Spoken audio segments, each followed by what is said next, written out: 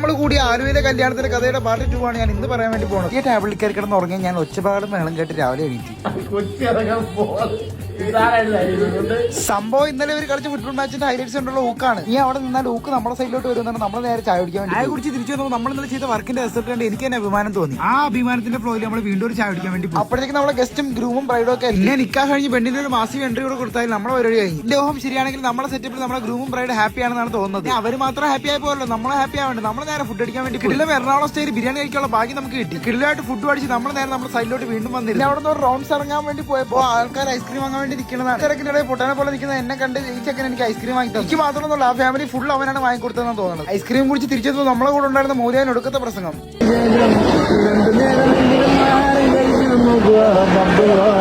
പ്രസംഗം തുടങ്ങിയപ്പോൾ അണ്ണ സൈഡ് ഇന്നലെ രാത്രി ഫുള്ള് പട്ടി പണ്ടിത്തന്റെ ക്ഷീണമാണ്. ഞാൻ അവിടെ വിശേഷങ്ങളൊക്കെ പറഞ്ഞ് നമ്മൾ അങ്ങനെ ഒരു ഇരിപ്പം കയറുന്നു. അപ്പോഴത്തേക്കും കല്യാണം കഴിഞ്ഞ് ഫുഡൊക്കെ കഴിച്ച് ഗസ്റ്റ് ഒക്കെ പോയി തുടങ്ങി. പിന്നെ നമ്മൾ ഒരറ്റത്ത് നിന്ന് പാക്കപ്പ് ആക്കി തുടങ്ങിയെല്ലാം. ഏകദേശം ഒരു 1.5 മണിക്കൂർ കൊണ്ട് സ്റ്റേജ് ഫുള്ള് നമ്മൾ കാലിയാക്കി. പിന്നെ കൊണ്ടുവന്ന സാധനങ്ങൾ അതുപോലെ വണ്ടിയിലേക്ക് എത്തി തുടങ്ങി. കൊണ്ടുവന്ന സാധനങ്ങളോടെ കൊണ്ടുവന്ന ആൾക്കാരെയും തിരിച്ചു കൊണ്ടുപോകാൻ വേണ്ടി എടുത്തു. കൃത്യം 24 മണിക്കൂർ കഴിഞ്ഞ് നമ്മൾ കയറിയ പാടെ തിരിച്ചു വന്ന പണി നമ്മൾ വൃത്തിയായിട്ട് ചെയ്തതുകൊണ്ട് നമ്മളെ കോൺഫിഡൻസ് കാരണം നമുക്ക് നല്ല ഹാപ്പി ആയിട്ട് പോകാൻ പറ്റും. വിഷമത്തോട് കൂടിയാണെങ്കിൽ നമ്മളെ സ്വന്തം ഐഡിയൽ ഓഡിറ്റോറിയത്തിൽ ഗുഡ് ബൈ പറഞ്ഞ് നമ്മൾ അവിടെ നിന്ന് ഇറങ്ങി. പിന്നെ അവിടെ നിന്ന് കിട്ടിയ ഒരു തീവണ്ടിയിൽ കയറി ചായ കുടിച്ച് ചില്ലായിട്ട് നമ്മൾ നാട്ടിലോട്ട് തിരിച്ചു വിട്ടു. അപ്പൊ എല്ലാം പറഞ്ഞ പോലെ അടുത്ത വീട്ടിൽ വീണ്ടും കാണാം. ശരി, എന്നാ മാ സലാമ.